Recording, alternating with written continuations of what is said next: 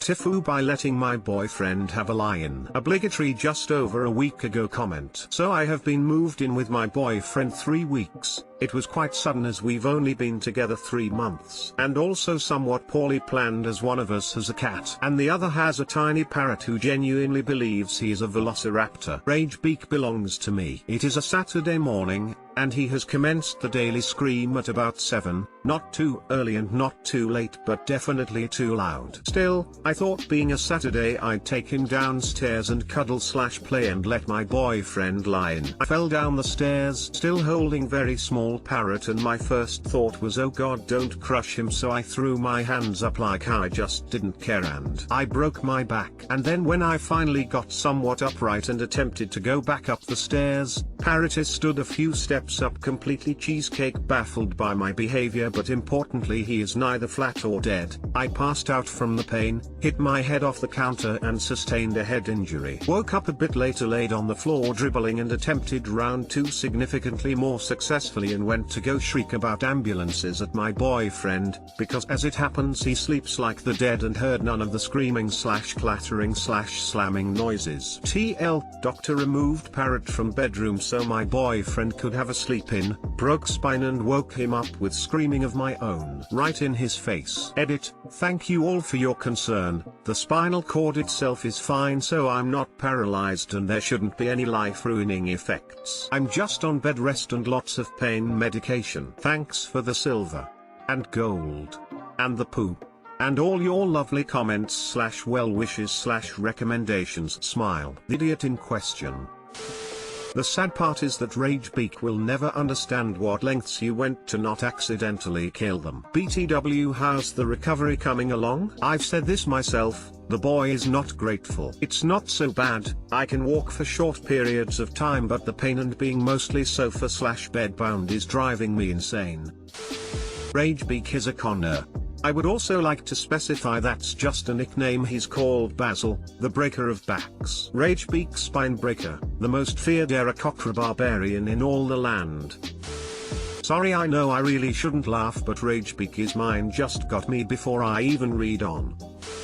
I vote Rage Beak for Prime Minister. Can I just point out that Rage Beak is my favorite character in this story and the one I relate to the most? Thanks. Usually I'd say same but TIFU by having a coconut. My girlfriend and I have been together for several months now. We only see each other on weekends due to distance and work schedules, but this last weekend I banana up.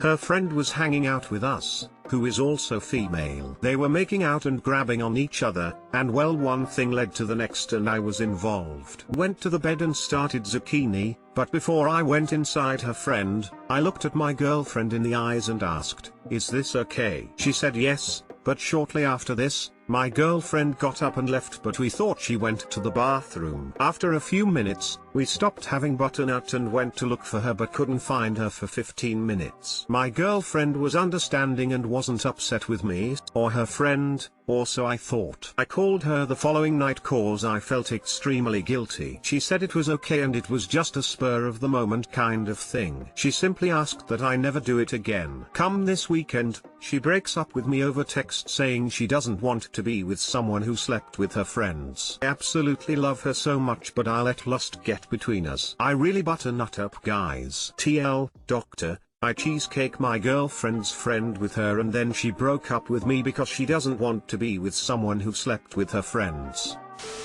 Now you're an zucchini guy, you need to get new friends, zucchini friends. Don't you know what it means to become an butternut guy? It changes everything. You have to dress different. You have to act different. You have to grow a mustache and get all kinds of robes and lotions and you need a new bedspread and new curtains. You have to get thick carpeting and weirdo lighting. Had a girlfriend who made out with a girl at a party that I wasn't at. The girl was bi/zucchini. I had to remind her that that was still cheating. So it's okay for her to making out and grabbing with her friend, and I assume that shouldn't bother you, but not okay for you. Interesting. Yeah, I like how op just kinda casually opened with that, like, yeah, so I was hanging out with my GF, and her friend was there too, and they were just making out, you know, as you do. You didn't fool. She was having fun with her friend, invited you in, and when you asked she said yes only to change her mind. According to your description of event, you did nothing wrong.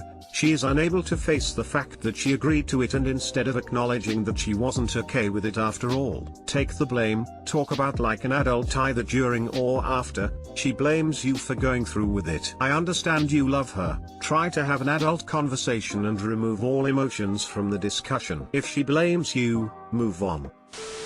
TIFU by ordering food online. AMD essentially setting restaurant on fire with the help of B-movie script. Okay guys, gonna make it short. This happened like a year ago, but I just remembered it and want to share. It was around noon, was feeling hungry, so I headed to my country's version of Uber Eats to order some nice lunch. Found the food I liked, proceeded to check out and noticed that the box where you can leave some message for the restaurant had no limit for characters. So I got an idea to prank the restaurant by copy-pasting entire B-movie script there, so it will get printed on the receipt. That's where the FU happened. Few minutes after I sent the order, got message it was cancelled. Okay, no big deal, might happen, so I want to order some food somewhere else, when I noticed some blackish smoke in a distance. It wasn't that far away, but was studying and didn't wanna leave my spot in library. Well, shortly after, also like 2 fire trucks passed by, heading the restaurant's direction. PS, was on ground floor, wall was from glass, so you could easily say on the street. Next day I read in local newspapers, that the exact restaurant caught fire because of some cash register malfunction. TL, doctor, ordered food online and set restaurant on fire by pasting B-movie script into the order note box. Have to edit here, thank you for those shiny medals gals. Made my day. And LT, 3. Had to check if this was from the Reddit simulator. That title is pure r/subreddit simulator. I'm imagining a 50-foot receipt rivaling CVS automatically printing and curling up, eventually forcing itself into a brick oven and suddenly lighting half the kitchen on fire. A bee should not be able to fly, its wings are too small. Darren, it's happening again. It's nice of them to cancel the order whilst at the same time dealing with the fire you started. Customer service +1. Just so you know, a wall made of glass is usually called a window.